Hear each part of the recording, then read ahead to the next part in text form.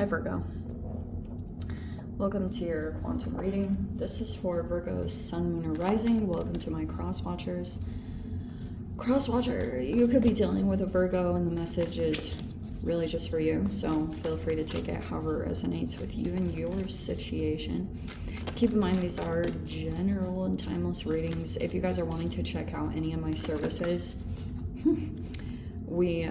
my website is located down below in the description box. You can also follow me over on Instagram if you would like. Oh wow, this is so funny. So yeah, I just post more things on quantum physics and crazy stuff like that over there. And thank you guys so much for liking, subscribing.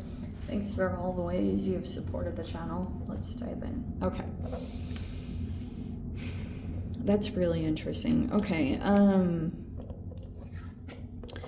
we have the animal, the venom, interesting, and the comic. Okay, let's try to dive into that. This is my little nucleus. If it's gonna stay. All right. Okay, so the very first initial thing I was picking up on with the comic, yeah, I mean, that's gonna, okay. So the very first thing I was picking up on is that there could be a person that you either have interacted with in your life or is about to come in. It could be from the retrogrades, but this person might try to keep things lighthearted. And there are layers to this situation, to this whole dynamic, because this animal, this either all exists within one human or there's like three separate entities, and you guys are gonna have to take this but the animal always feels almost reptilian to me, or like reptilian brain, because it's like some kind of reaction that comes up that's almost like it's some kind of nature about a person that feels almost uncontrollable, or it just requires a higher level of consciousness to overcome this. And that could be a person that you're either like really aware of this about them. So you might be realizing like at first this person might try to come in and make light of a situation. It feels like there's either pain or there's a seriousness to this. And you might realize that this person has like all these aspects about them that I've brought this up before, and I apologize if you guys have heard me talk about it multiple times, but I seriously have an obsession with it. And now that we have the venom, it's kind of perfect. So Robert Sapolsky talks about these three bacteria, and it's seriously, I swear, I know people are not going to believe me or like discount this, but I swear that there's almost this holographic projection that comes up from this bacteria dynamic. Do I have, oh man, I actually have it here in front of me because I literally wrote this down. It was the most fascinating thing I've ever heard. So Robert Sapolsky is this brilliant freaking guy, and he makes molecular genetics fun, which is really freaking amazing when a teacher can do that. So all right, so he talks about these three bacteria, and I really do want to read this word for word because it's like sometimes I mess up the third bacteria, and I have this in notes. Okay, so it's by Robert Sapolsky, and he talks about, where are you, friend?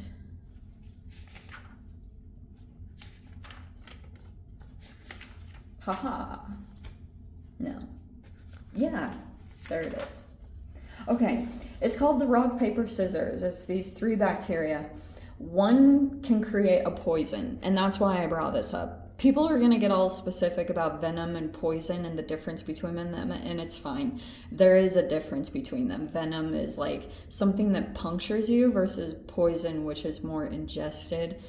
I'm aware of that, but please just let me, say this for my own humor. Okay, so the first one can create a poison, but it costs the bacteria. These are literally 3 bacterial little interactions, but it costs this bacteria because he has to put a lot of extra effort into making that poison, and then this bacteria has to create another energetic layer to protect itself from its own poison. How fascinating. And then the second one has a vulnerability to poison. So it had to create a transporter that could take the poison, but that was an advantage because the transporter took up more food. So fascinating. Sometimes I've related this to like humans and possible eating disorders or things like that, but how people, when there's like, it is almost like an atom, proton, neutron, and electron, where you have humans that actually interact like this. You've got a poisonous energy that dishes out a lot of toxicity or negativity. And then you've got these other energies that are kind of coming into interaction. This would almost be like the proton to try to counterbalance, and I would almost even say this animal, maybe it's a neutrality. That could be going a little far, but there's like this fascinating balance that's coming into these relationship dynamics. So the third bacteria, it doesn't have a vulnerability and doesn't create poison, but it can create a stalemate because it's like highly sensitive. And I've thought a lot about that when it comes, like, if it's relatable to empaths, or it's like the energy that, what he talked about in the video, which I didn't write down, was that this third energy, it has ability, since it doesn't create a poison and it doesn't like have to create a transporter that requires more food, it can actually get out of situations easier, or it moves around easier. So very fascinating, but anyway, so there's that. So that could come up in a dynamic that you're dealing with. Very fascinating. Or this is seriously all within one human. This person's gonna try to come in a lighthearted way, or wants to make light of a situation, but it's covering up something. I'm going to take this card. That is such a Virgo energy. There could be a Cancer involved. But you have resourcefulness. Okay. How interesting. Where are my cards? Okay. Here we go. So right now you could be just working with what you have in some capacity as you deal with this dynamic. Okay? Because you might, like going back to what I talked about with transporters and what you could be doing, I wonder if there's something going on where there's an energy that you aware has some kind of toxicity to it, and you're trying to keep a balance, and you might even shift through the different bacterias or things that I talked about when it comes to, at times you might be taking on like eating more food because energetically you could be trying to create some kind of energetic buffer to be able to take the poison or the venom that's coming at you. Do you know what I mean? But since you're a Virgo and you're all about sixth house and routines and stuff, you could be having to like vacillate back and forth between like a particular routine you have and then what you have to take on from this particular energy or whatever is coming at you. You have the 5 of Staves. How perfect. Okay, so yeah, that can be some conflict. Could be competition. Heaven forbid it's envy. Oh, how appropriate. And when we have Mama Staff is like the Queen of Wands. You could be dealing with a fire sign. It's going to be different for all of you, but this could be a jealousy thing. I don't know. Or this could be some kind of opposing energy. We have the 6 of Cups. Oh my gosh, how appropriate. So it feels like there's some past energy. 6 of Cups, it can be a soulmate bond. You could feel a deep connection with a particular person. And there could have been some like rivalry that came up, or that might come up. I'm not totally sure what. That is literally the cards, okay? So we have the Eight of Wands. There's going to be a lot of attention on communications that come. That can be over technology, but there could be something coming out. It could be through communications. There could be something going on there. How interesting. Okay. All right, so we've got Capricorn energy, which is the Saturn retrograde. So that's a temptation. I actually like that she calls it temptation in this deck rather than the devil. But, oh, wow. How interesting. There's the King of Cups. Some of you guys, you're either dealing with a masculine or a feminine water sign. There could be a bit of a temptation there. Oh, okay. Seven of Cups. How? Look at that. So Six of Cups goes right into the Seven of Cups. How interesting. And we have the Sun and Little Staff. This could be a possible fire sign, but that's like the Page of Wands. And then the Sun card. Oh, wow. Very interesting. Okay. So, also, the fact that we've got, where was our third? Ah, yes. This is so appropriate. Okay. Some of you guys, there's literally 3 energies that popped out here.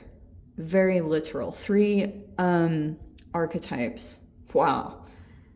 That's really freaking crazy. Okay, so you're probably doing some kind of shadow work in this whole interaction.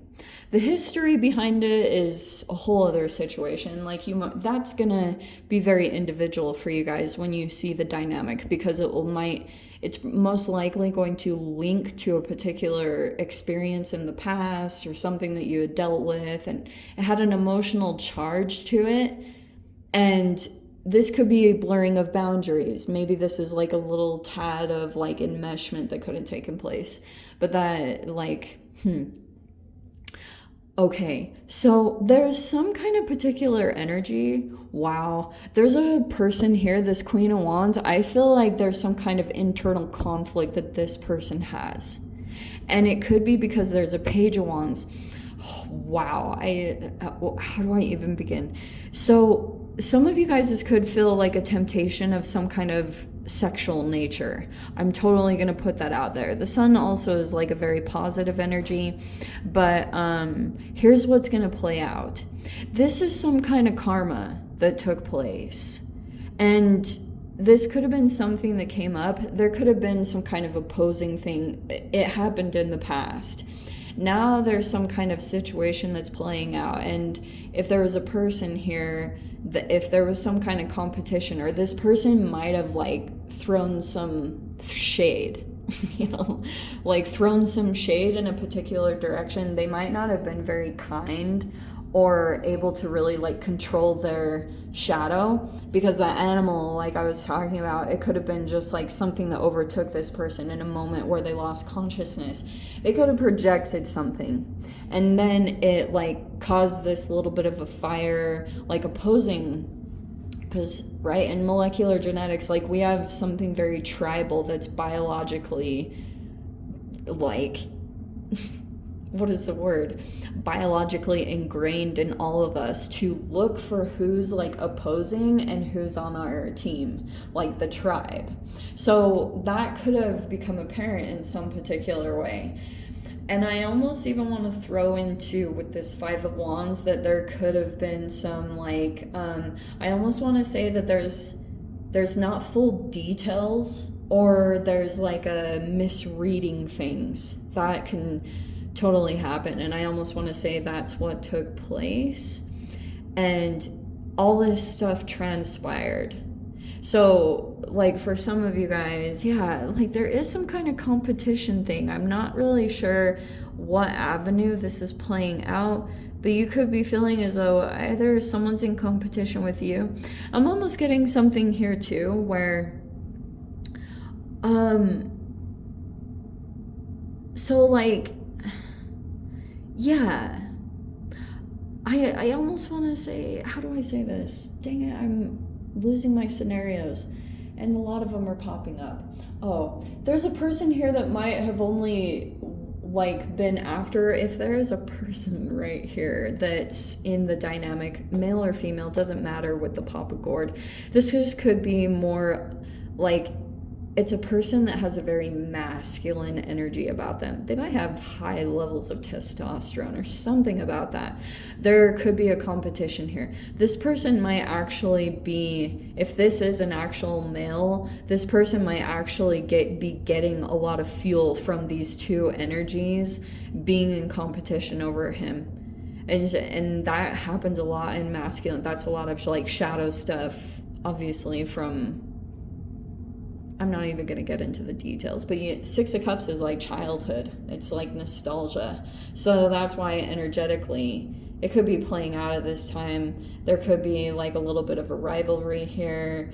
But I was getting something here too. There's a person here. I hate to laugh the way that I do, but there's a person here that is kind of under a bit of like in some kind of illusion. I feel almost like this King of Cups energy has the ability to kind of like cast illusions. And so some of you guys, when I talked initially about boundaries, so if you are disconnecting from this person or something along the lines, some of you guys, if you are trying to disconnect here and put proper boundaries up, at this time you might need to be resourceful, or you're like planning on it, or you could have taken that path because you were willing to kind of go the hard route rather than stay sucked into an illusion that was really never going to promise any growth or higher levels of consciousness tied to this person or this relationship or this whole dynamic in general. But it doesn't make it any easier, because I think that you have an awareness of something coming at you, and it's like this being aware of your sensitivities toward it, or you still might have a temptation towards this person in general. Okay, or someone was tempted here, because I am almost getting, I do want to say almost that this Page of Wands could be coming across as more the temptation. Typically it is put that way because Page of Wands is like very flirtatious. It can be a person that's like very lighthearted or something along those lines, or someone is legit younger. What that's talking about, I'm not totally sure, but yeah, it's like you just might have to be, I don't know why, but you might have to be kind of creative at this time. It could be because you're not able to like officially disconnect from it. I'm not totally sure why you feel like you can't disconnect from this at this time. Maybe those are just some energetic cords that are connected in some particular way, but it might be that you're... Oh, here's the other thing I was going to tell you guys too. Sorry for jumping all over, but you might want to take a look at people's signs that you're dealing with right now, particularly if you're dealing with patterns. So if you have a particular person that is like a Cancer, this is Pisces, Cancer, Scorpio, you could have if you're dealing with multiple of that sign, you might want to take a look at that house in that area of your life. So like I said with Cancer, that talks about family and home. If there was like a broken family situation that you ever dealt with, it could be highlighting that particular wound, or maybe something that you need to take a look at in your own life. That's why I love these dynamics. Like, you could be dealing with an Aquarius or a Pisces. You'd have to look at your networking. Who are you surrounded by? You know, like, you might need to take a look at that when it comes to your dynamics around you. And if you're feeling like you're kind of caught up in an illusion, it's like talking about that specific area of your life that you might want to take a look at. So that's why I wanted to throw that out there. Just like pay attention. If you can figure out a person's sign, I can't even tell you how helpful it is, because that way you can really pinpoint, okay, like I might need to get better. Like I know whenever I start tracking Virgos like strongly, I know I have to get better at routines. Like that's just typically what happens. So anyway, Virgo, let me freaking dive into the extended and see whatever else wants to come out. If you guys want to join me over there, feel free. Go down below, click on the Vimeo link, see it over there. But Virgo, if this is where we leave things, sending you so much love, wishing you all the very best. See you in your next reading. Take care.